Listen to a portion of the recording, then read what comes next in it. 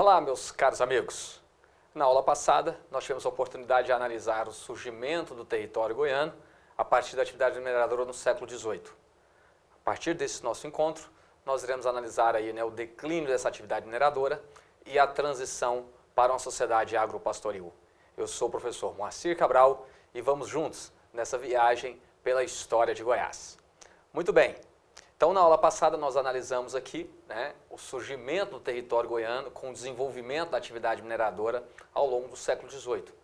Nós vimos que essa atividade ela foi intensa, porém, o seu apogeu aí, é alcançado aí com cerca de 30 anos e, na sequência, nós temos o início aí de um processo de declínio dessa atividade mineradora, que levou, então, a uma transição de uma economia mineradora para uma economia agropastoril.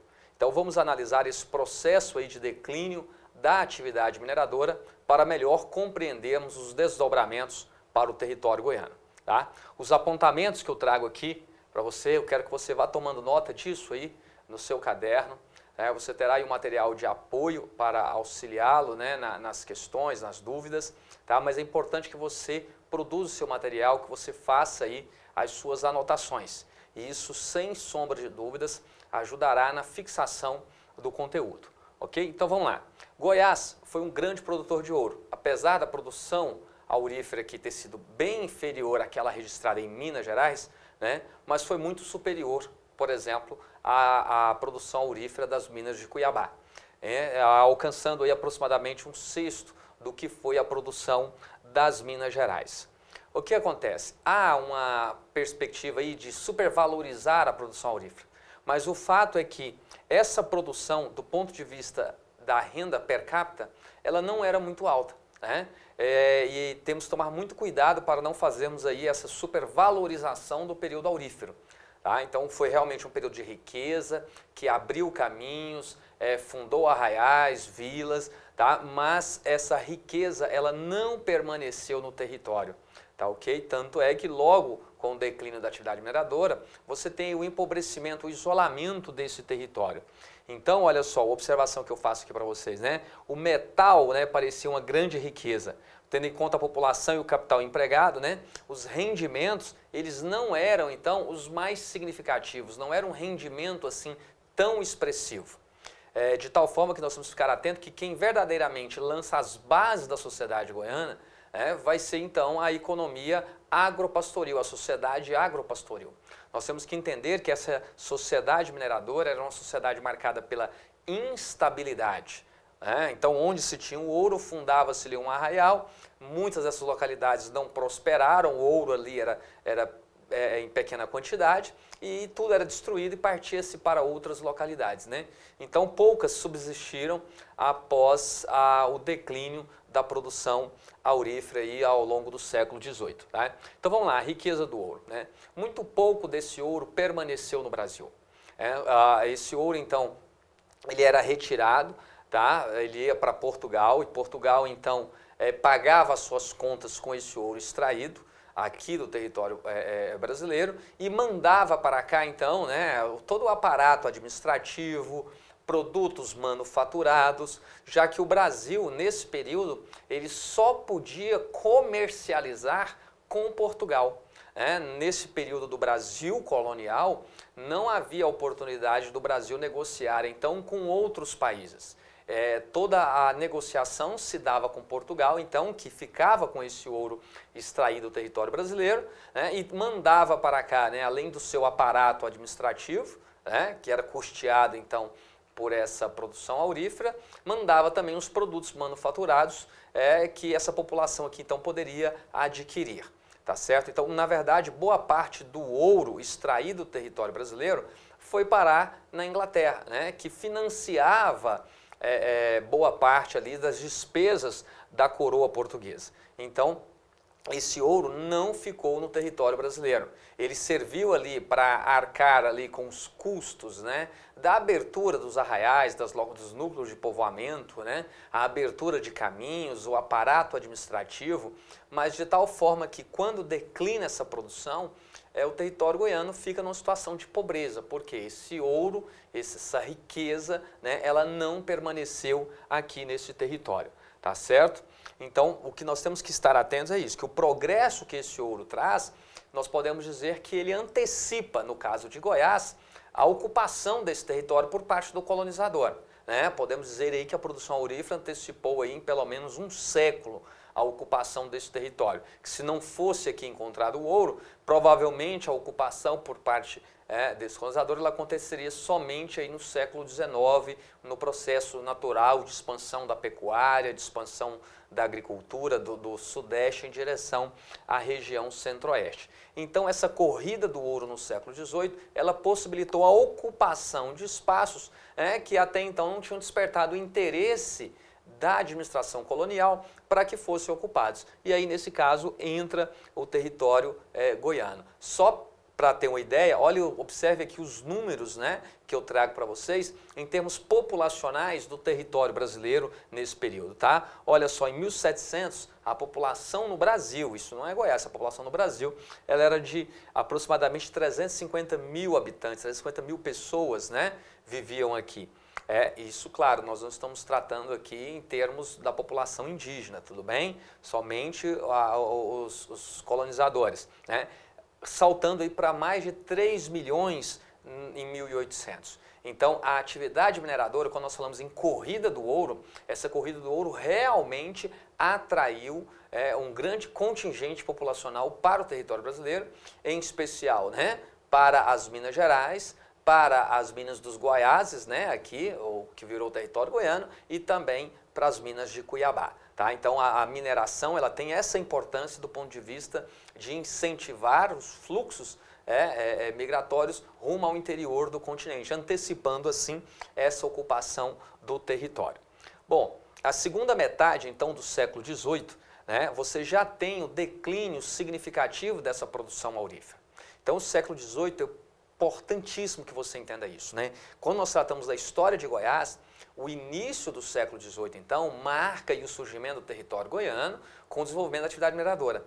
Porém, já na segunda metade do século XVIII, você já tem aí o processo de declínio dessa atividade no território goiano. Tá? E começa, então, um processo de transição de uma economia mineradora para uma economia agropastoril. Então, esse processo é um processo aí muito lento. Tá? Essa produção aurífera ela alcança o seu ápice aí, né, no ano de 1753, registrando a produção aí de 3.060 quilos de ouro, né, em Vila Boa, e esse é o ponto alto da produção aurífera em Goiás. A partir daí, nós temos sistematicamente o declínio dessa produção ano a ano. Tá?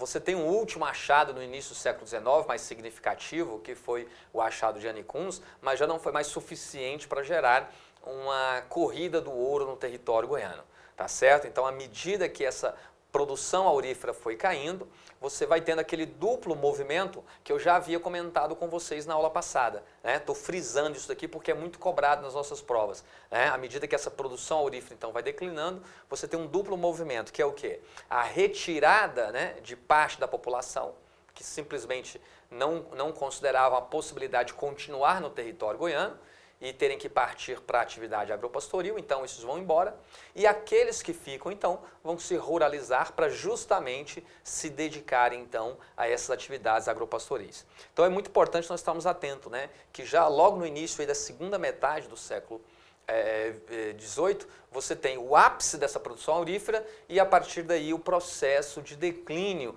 dessa atividade no território goiano, né, ela vai aí se acelerando. Tá certo?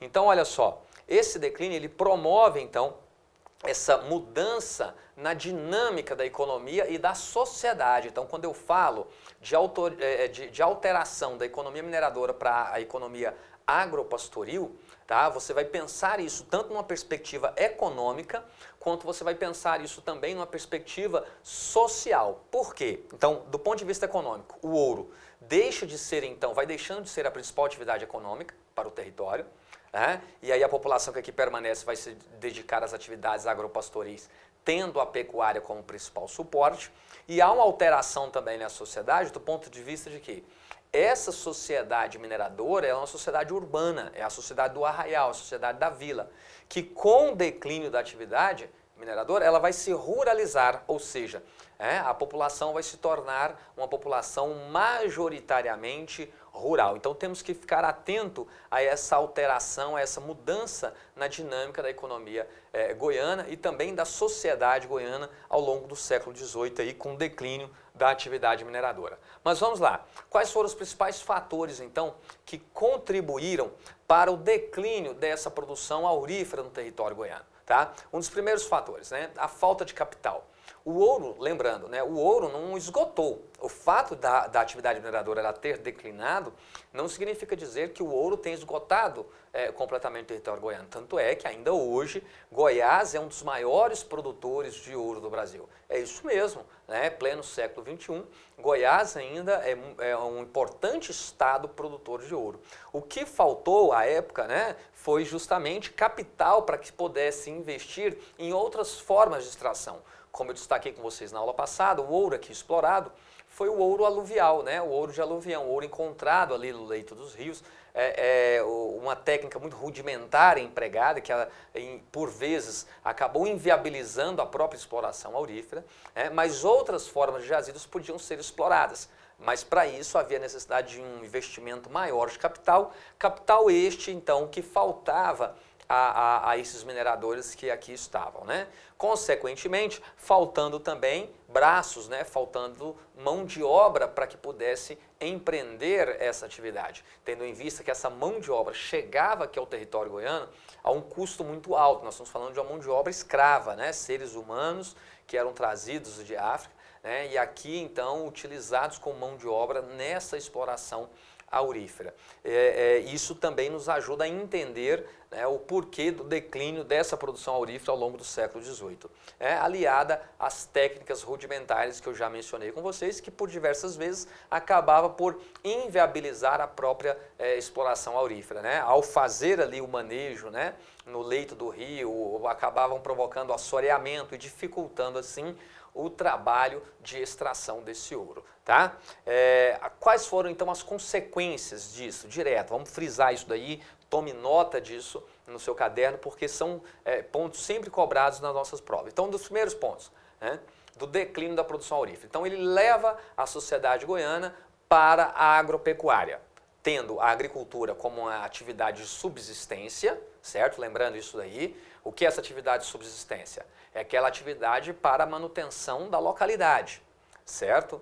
E a pecuária lentamente se firmando como a principal atividade econômica, tendo em vista a capacidade de autotransporte dos animais, né? A pecuária você não precisa transportá-la, o gado ele vai com as próprias pernas. Então essa é uma das consequências do declínio da atividade mineradora.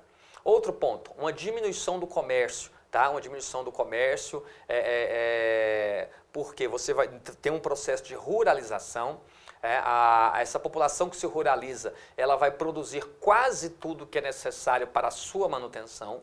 Pouco será adquirido, né, de outras regiões, então você tem aí uma diminuição, você tem um declínio, tá, na importação e no comércio. Tá? Tanto no que sai quanto no que entra nesse território, você tem um declínio significativo nessas atividades comerciais. Consequentemente, uma queda bastante acentuada e também na arrecadação de impostos. Tá? A queda significativa. A coroa sentiu isso daí e buscou criar estímulos ao desenvolvimento de outras atividades no território goiano, logo que percebeu que a atividade mineradora não retomaria mais o fôlego que já tinha alcançado em tempos passados, né? Justamente porque a queda da arrecadação de impostos foi significativa e a coroa então buscou outras formas de dinamizar a economia goiana. Outro ponto importante, né? Outra consequência então, a diminuição da mão de obra, e aqui é um ponto importante, destacar com vocês, olha só, se a agricultura praticada em Goiás nesse período é uma agricultura de subsistência, observem, de subsistência, para manutenção da localidade, né? Ela gera renda para o produtor? Observe que não. Então, um pouco de excedente que era produzido era comercializado ali na própria região. Então, ela não gera capital suficiente para investir em mão de obra. Tá, ok? E a pecuária, como principal atividade econômica que vai se firmando lentamente, ela é incompatível também com o trabalho escravo, né? Já que o gado era criado solto, O gado era a chamada pecuária extensiva. O que é a pecuária extensiva? Anote isso, tá? Isso é importante, pecuária extensiva. O gado criado solto em áreas de pastagens naturais, tendo em vista que nesse contexto aqui também nós não temos, né, tecnologia para a produção de pastagens. Então o gado é criado solto em áreas de pastagens naturais, tá ok? Então o esvaziamento dos centros urbanos e a ruralização, como eu falei para você, a sociedade mineradora, ela é uma sociedade urbana, tá? E essa sociedade pós-mineradora, então, ela é uma sociedade rural. Essa população que aqui vivia, ela vai se ruralizar na sua maioria, né? Ocupando áreas de terras, desenvolvendo a agricultura e a pecuária, certo? Então, ó, ponto que eu destaquei com vocês, né? Regressão à subsistência, tá? E o empobrecimento e isolamento cultural.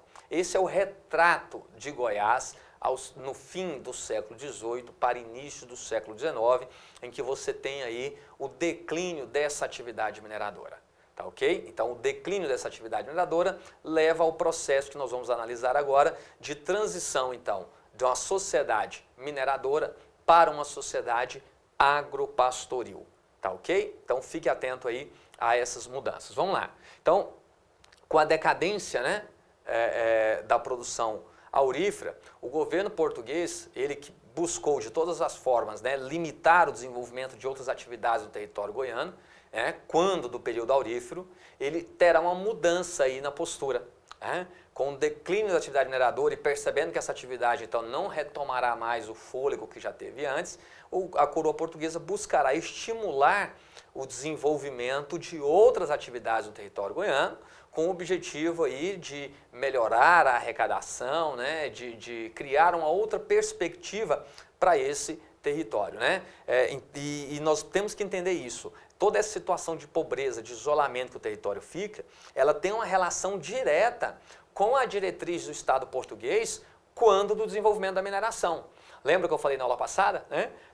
Pela coroa portuguesa, nessas regiões mineradoras não deveriam ser desenvolvidas outras atividades econômicas, não poderia haver uma concorrência aí, né, de atividades, porque o interesse era que todos que vivessem nessa região mineradora dedicassem à mineração, dedicassem à extração do ouro. E tudo aquilo que era necessário para a manutenção da localidade fosse então, né, obtido, adquirido de outras regiões não mineradoras, tá? Então, percebendo que essa atividade não retomará mais, a coroa portuguesa passa a incentivar, a promover principalmente o desenvolvimento da atividade agrícola, mas não só a agricultura, tá? Também a indústria, a navegação, vai criar estímulos, tentar criar incentivos para o desenvolvimento de outras atividades econômicas no território goiano. Então vamos lá, mas quais eram então os principais obstáculos, as principais dificuldades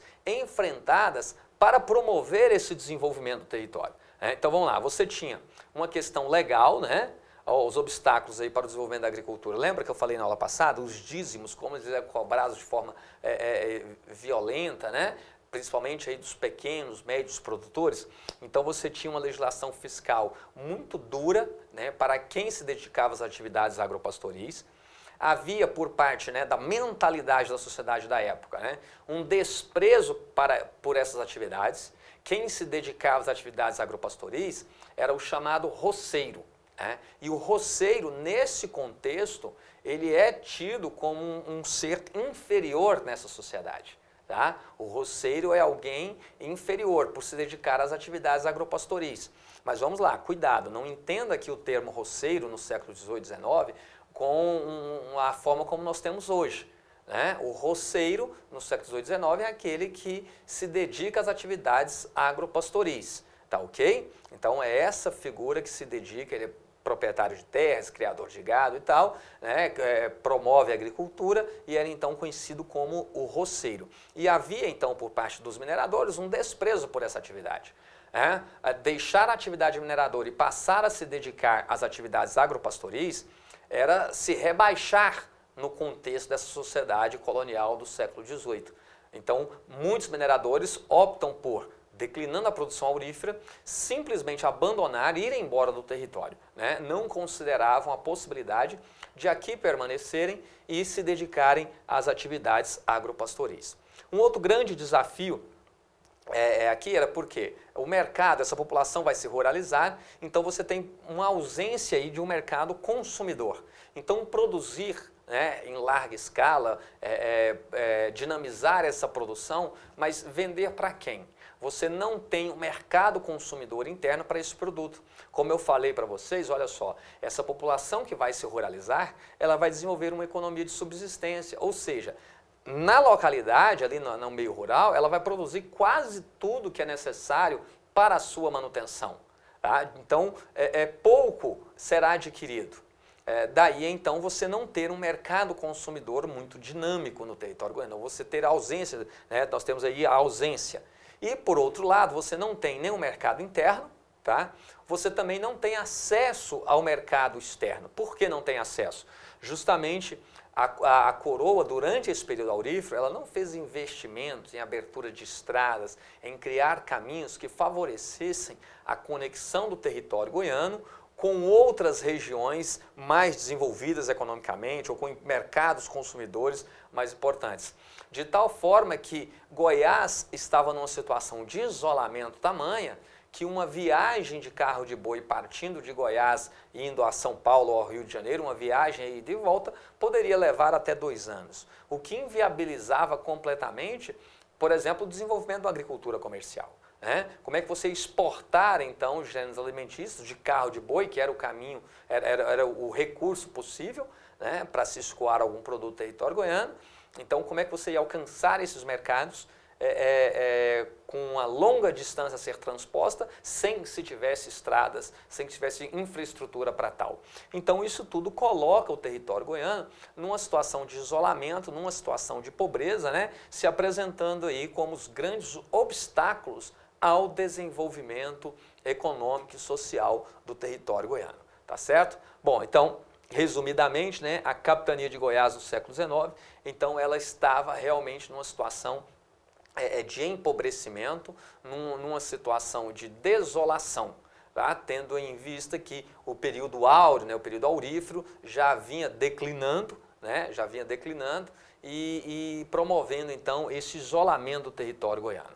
Tá? A pecuária é que vai lentamente lançar as bases para a nova sociedade goiana, que é uma sociedade agropastoril. Eu vou deixar uma observação aqui para vocês, tá? Que esse ponto é muito importante. Tá? Coloco aqui até em destaque, né? Porque então é o início do século XIX. Ele marca definitivamente aí esse processo de transição, então, de uma economia mineradora para uma economia agropastoril.